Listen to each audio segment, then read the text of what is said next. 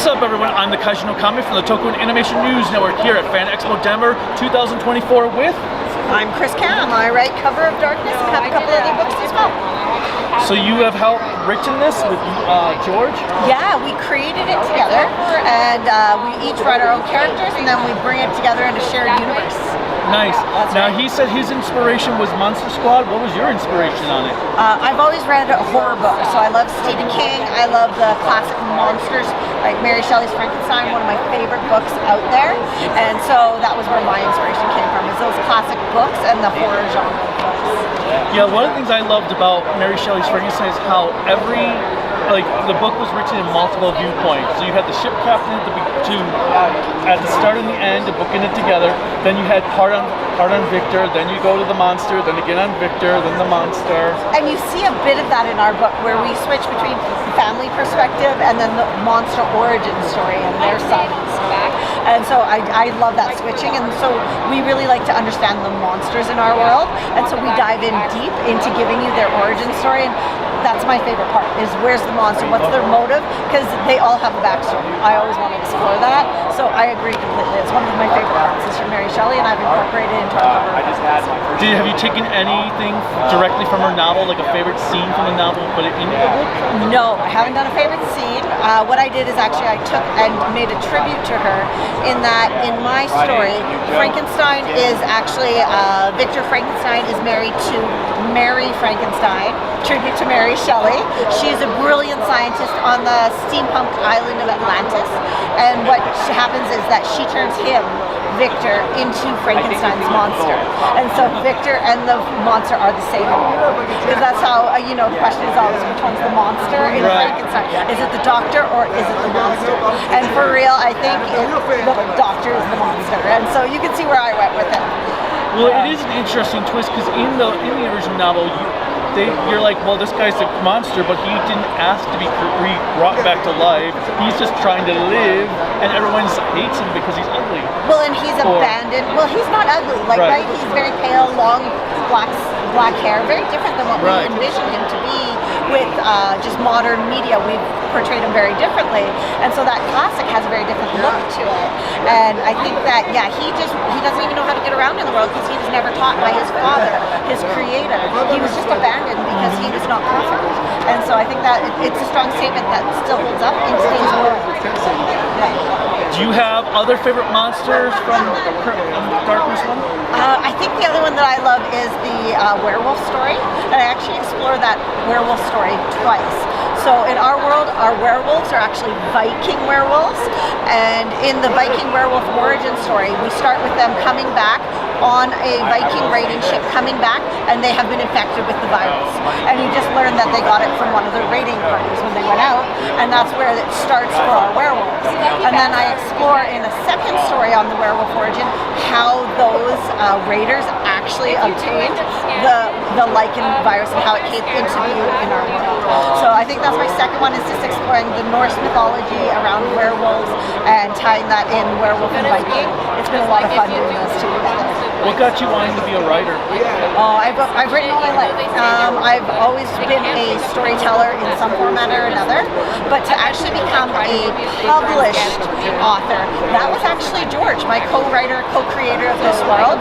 He wanted to be actually published. I've written tons of actual books and storybooks and things all my life, but for me it was about the writing process.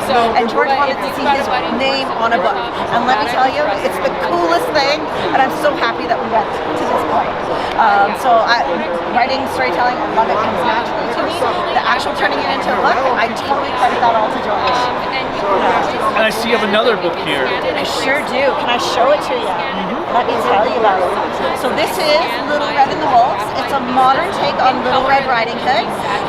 Our kids don't need to be afraid of the wolf in the woods any longer. It's not a message that is quite as prevalent or relevant as it used to be in the old times. So Little Red, in my story, it is about facing your fears and doing it anyways. And teaching kids to be brave and bold, but being smart and safe about it. And so we have Little Red going through the forest, taking her mother her lunch, and she starts hearing sounds of wolves following her. And I won't go any further into it, because that's the base of the story that I keep true to the Little Red Riding Hood. And then she has her own adventure within the woods. Now, where can people buy these book sets? If you contact me on Instagram, it's Cam Christal, so CAMCHRISTAL on Instagram, and you can contact me through there. And on my website, I'm getting it refinished right now.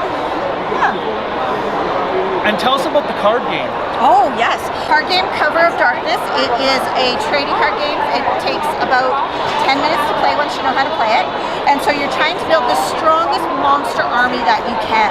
And so our monsters range in points, I don't know if you can see in the corner here, from +1 to +10. So the stronger and more points that you have in your army, the stronger it is. So you can get allies to help you, so those are plus cards. And you would not want to be attacked by a werewolf or take a side to the heart. That sounds pretty terrible. So those are minus cards. And so just taking turns, you can play 2 to 4 players, and it takes about 10 minutes, and you try and build the strongest monster army that you can. Nice. And George had said he worked on it with his daughter, which is really awesome. He did. He totally created it. Was wonderful. All of the art is from our Cover of Darkness series, and he worked on it with his daughter and created it. And then, yeah, that's how it came into being. We're both big board gamers and card gamers. We love to play them, and so to have our book represented in a card game is just a really cool thing. What also appeals to, like, if someone's not really interested in reading the comic, and they're a gamer, there's more. That's exactly, yeah. Because some people just love horror art or just want a new card game to play, and it's nice because it's not too hard. You can drink and chat while you play it. I play it with my 8-year-old, I play it with my 13-year-old, and then I play it with my husband. So it's like an all-ages game. Favorite horror movie? Oh, so now I'm not a big horror movie fan. I am terrified of movies. Jump scare will get me every time. But I will say my most memorable one is I went to see the first Scream movie when it was in theaters originally, and I did not know it was going to be so scary. I was on the edge of my seat. I was biting my fingernails, and I was just, I cannot do this. I cannot. And my husband is a huge horror movie buff, and so now he has to go with either George or by himself. I'm like, I'm out, tapping out, no. So yeah, can't do the movie. That's actually funny because Scream was the first R-rated movie I was allowed to watch as a kid. Oh really? Hey? And did it get you? Did it? No.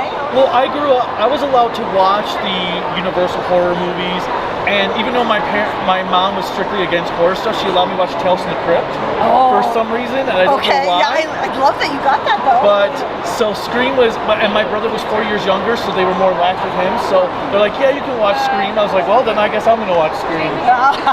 There you go. Nice. It's always fun to look back on those ones, that kind of formative years of what brought you into your movies or books. But Tales from the Crypt is like the one thing that every time we're watching movies, I'll be like, hey, guess where that person's from? And she'll be like, Tales from the Crypt. I'm like, yes! Even when I first watched the original Twilight Zone a couple years ago, I was like, hey, that actor's in Tales from the Crypt. Nice, that's awesome. Actually, I don't know if Twilight Zone is quite horror, but I did love Twilight Zone. That was an awesome show. Oh, yes, it is. Yeah. Is there one of these that you're most proud of? You know what? I'm just proud to have created a whole unique world, something that's unique and different with George. I'm proud of my Little Red because it's a passion project. I love storytelling for my kids and for other people. And so most proud of, no, it's just I love what I do and I'm a writer, so it's so fun to share that passion with others. Any final words for our viewers? If you haven't heard of Cover of Darkness, check us out. And otherwise, I hope you get your geek on with other people loving monsters. Well, thank you so much for your time. Thank you. Until next time, bye.